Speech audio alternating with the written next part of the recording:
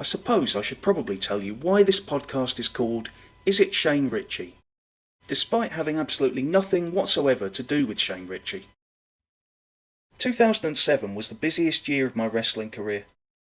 With normal town shows, holiday camps, gala days, and assorted other shows thrown in, I ended up having a total of 186 matches that year, which, along with also running my own shows and doing promotional work for those, made it a very hectic time. And that's not even considering getting married that year too. With so many shows, there was naturally a lot of travelling, and it soon became apparent that we needed to come up with something new to pass the time on the road. I had a number of different regular travelling partners on rotation that summer on the camps, and fairly early into the run, one of them suggested playing the game 20 Questions to pass the time, which subsequently became a regular part of all our road trips. For those who don't know, the idea of the game is that one person thinks of someone famous, and the other person, or people, have to ask questions to try and work out clues in order to try and guess the identity of the famous person. And the only answers allowed to be given being yes, no, or I don't know. So, for example, a good starting question might be, is the person male? Which might then be followed up with a question about whether the person is a sportsman, whether they're British, whether they're still alive, and so on and so forth, to try and narrow down the field of who it might be, up to a maximum, as the name suggests, of 20 questions, at which point you have to either give up or make a guess. Our version of the game, however, pretty much made a mockery of the name, as it should have been called Ask as many questions as you can, either until someone guesses it or everybody loses the will to live, but either way it passes some time. I do have to own up now and admit that most of the times people lost the will to live during those games, it was probably because of me and the stupid questions I would ask. A typical game might start with the other person going, "Right, I've got one." So I would start with, okay, is it a man? "Yes." Is it a woman? "I've just told you it was a man." Oh yeah, sorry. Right, so it's a man. "Yes." Is his penis larger than 7 inches? How the fuck am I supposed to know? Hang on, you're only supposed to answer yes or no.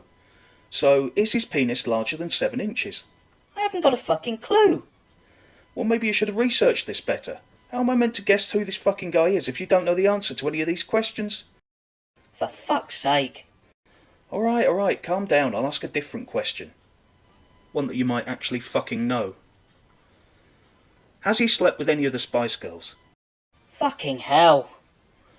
Alright, I've got a serious question now. Right, okay. Is it Paul Merton? No. Is it Paul Merton's dad? No. Is it Paul Merton's uncle? No. Is it Paul Merton's auntie? No. Are they related to Paul Merton? No. How about now? Oh, for fuck's sake, look, it's Shane fucking Richie, okay? That, and the 5 minutes of silence that followed, was the end of 20 questions for that particular day. Although we did start back up again the following day, and every other subsequent day after that. One of the other things I used to do to annoy people was, when it was my turn, I would pick the same person as the previous person had just picked, and it would always take them ages to figure out that that's what I was doing. They rarely if ever got it right, despite it being the same person that they just spent however long answering questions about. Another of the regular travelling partners that summer, Dave, who wrestled under the name Invincible, also used to play, but for some reason seemed obsessed with Ronald Reagan. Virtually every time it was his turn to choose someone, it would end up being Ronald Reagan, and on the rare occasions that it wasn't him, it was bloody Nancy Reagan or someone. Always somebody connected with Ronald Reagan, except for the time he picked Jimmy Savile. Strange, but at least it distracted us from his Homer Simpson sat-nav, which actually sounded more like Al Bundy from Married with Children after some sort of significant brain injury. The weird Simpson-Bundy voice mashup, though, wasn't the only quirky thing about the sat-nav. Now and again, it just seemed to randomly, with no rhyme or reason, want to take us the scenic route to venues, which normally would have been lovely. But in a large van containing a wrestling ring hanging halfway out the fucking back, with ratchet straps holding the door semi-closed because the dealership had ballsed up and given us the wrong van, with no other vans available, trying to negotiate a narrow countryside track with cattle grids and fucking cows walking around everywhere, Wasn't really the ideal time to go the scenic route. Quite how we made it to some of them shows in one piece I'll never know. But anyway, back to 20 questions.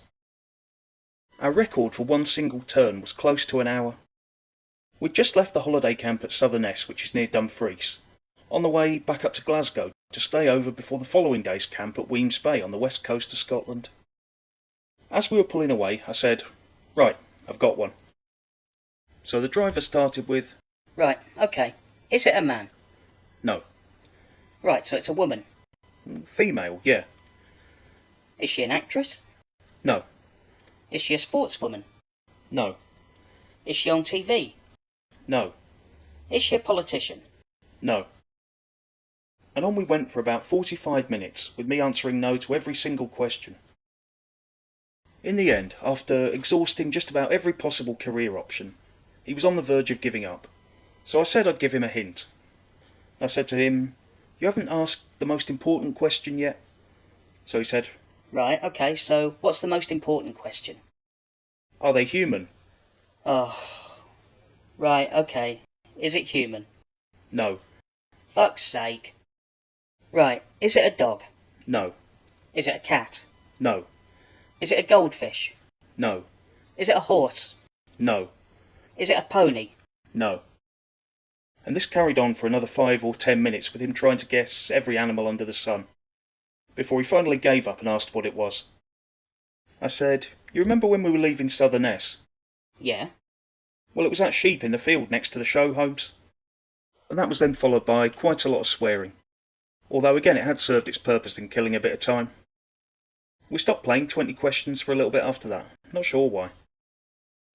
In case you're wondering, the wrestling journeyman bit is because I was a journeyman involved in wrestling. There isn't quite the same length of story to that bit.